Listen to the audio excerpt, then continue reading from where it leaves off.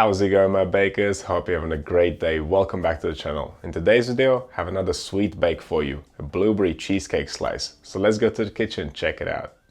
We have been serving this blueberry cheesecake slice on the coffee bar at work. It has been super popular. I thought if my customers are loving it so much, then surely my viewers should love it too. For me, this is a little slice of perfection. We have a nice biscuit base, a condensed milk, blueberry and cream cheese filling, and a crispy biscuit topping. So we have a great contrast of textures and flavors. And of course, if you know me, you know this recipe is super easy to make. I don't like to complicate things too much. The base and the topping are made using the same dough, and the filling can be whipped up in a couple minutes. If you want, you can swap the blueberries for other berries. If you don't have a high-sided tray like the one I use, you can certainly make this in a lower tray with a larger footprint. The slice I sell at work is quite a bit thinner than this. I'll leave those adjustments to you. Let's just see what we need to make this. For the base and the topping, we'll need some white bread flour, sugar, and softened butter. And yes, it's bread flour. I use it for everything. It works. But you can swap it for all-purpose or cake flour if you want. For the filling, we'll need some full-fat cream cheese, some fresh or frozen blueberries, some condensed milk, a couple of eggs. We'll need 1 lemon worth of juice and zest. And if you want to, you can swap this for orange juice and orange zest. Now, as for the equipment, we'll need a bowl for mixing, scales, a dough scraper, a whisk, a fine grater for the lemon zest, and a larger grater for the topping. Now, usually these box graters have finer and larger sides, but I still prefer my microplane for the lemon zest. You can use what you prefer or what you have, it's all good. Last but not least, we'll need a tin for baking. This is my Lloyd's Pans pizza pan. It's super versatile. I use it for pizzas, focaccias, brownies, rolls, and of course tray bakes like this. It is 8 by 10 inches and 2¼ inches high. That's 20 by 25 centimeters and 5½ centimeters deep. But as I said earlier, you can use a shallower tray with a larger footprint. But whatever you use, you need to line it with some non-stick baking paper. Cut out a piece that is slightly larger than the baking tray and then add some diagonal cuts from the corners in. Place the paper down in the tray and with any luck, it'll fit perfectly.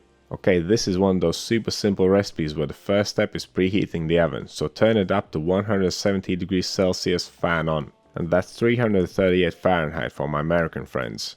Whilst the oven's preheating, we can start making the pastry for the base and the topping. Pour the sugar in a large bowl and add the softened butter. Now use your dough scraper or a wooden spoon to cream them together. If you own a mixer, use that, it'll make light work of this. You want to cream the mix until the color of it becomes nice and light. And you want the mix to be nice and smooth, and this looks about right. Doing it with the dough scraper does take some effort, but there's no rush, just take your time. I don't have a wooden spoon, so that's why I'm using my scraper here. Spread the butter and sugar mix on the sides of the bowl, and then pour the flour into the middle of it. Now using your scraper, scrape the butter and sugar mix down and into the middle to meet the flour. I've found that this is the most efficient way of mixing it. Once all the butter and sugar mix has been scraped off the sides of the bowl, continue mixing the dough by hand. We're not trying to knead this dough, instead we want to try and press it together. Keep squeezing it, keep turning it. There will always be some dry flour on the bottom, so you want to flip it upside down once in a while. Once it's more or less mixed up and you don't see any more dry flour, tip it out on the table and then press it together. You want to create one cohesive piece. Now we want to divide the pastry into 2 pieces. One piece should be twice as big as the other one, so there is 1/3 and 2/3. The smaller one will be the topping and the larger one will be the base. I guess you could eyeball it, but it's always better to weigh it before you divide it. That way you'll always get consistent results. As I mentioned earlier, the topping will be grated onto the filling, but it's too soft right now.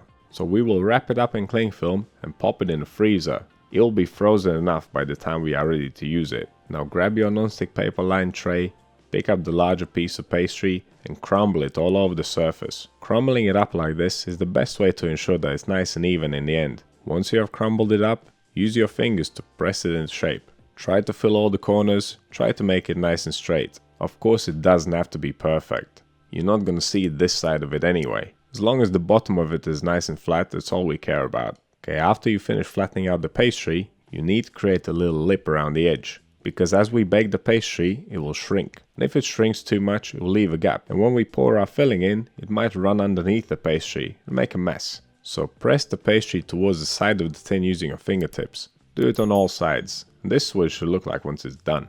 And now it's ready for the oven because we need to blind bake this before we add the filling to it. It'll take around 20 minutes. And don't worry, there's no need to poke this pastry with a fork. It's not going to puff up that much. It is so loose that all the air escapes through it. Once the surface becomes nicely golden brown, it's ready. And by the way, I'm baking on the lower shelf of the oven. It may take you longer or it may take you less time, just judge it by the color. Okay, let's leave this on the side and continue by making the filling. In a large bowl, combine the cream cheese and the condensed milk and then whisk it all together. Whisk it until it's all nice and smooth. Unlike the base and the topping, when you're making the filling there's really no need for a mixer. This is super soft and easy to handle. But of course, if you are already using a mixer, then you might as well continue using it, right? After whisking the cream cheese and the condensed milk, add the eggs, and then continue whisking until once again it's all nice and smooth. And finally, after all this is mixed up, add the lemon zest and the lemon juice. And you guessed it, whisk it until it's all nice and smooth once again. That's how easy it is to make the filling. Okay, so the base, the filling and the topping are ready. Now we can start assembling. Use a larger tray to not mess up your table and not to burn it either, because the tray of pastry is still nice and hot. Pour the filling right onto the base. Make sure it spreads out nice and evenly and covers the whole surface. Next, take the blueberries and dot them around the filling. Try and space them out nice and evenly for an even coverage. Come to think of it, I could have increased the amount here, so if you want you can use a bit more. Okay, there's one last thing to do. Grab the topping from the freezer, take your grater and start grating away. And just as with all the other things we prepped so far, you want to make a nice even layer of it. And make sure you get in all the corners. Of course it's not going to be perfect. Just try and not leave any of the filling exposed. Once you have finished grating, pick up any stray pieces of pastry, then pat the filling down so it's nice and even. Okay, this bad boy is ready for the oven. It'll take around 40 to 45 minutes to fully bake. You want to see it puff up. You want the surface to be nicely browned. And if you are not sure, you can measure its temperature.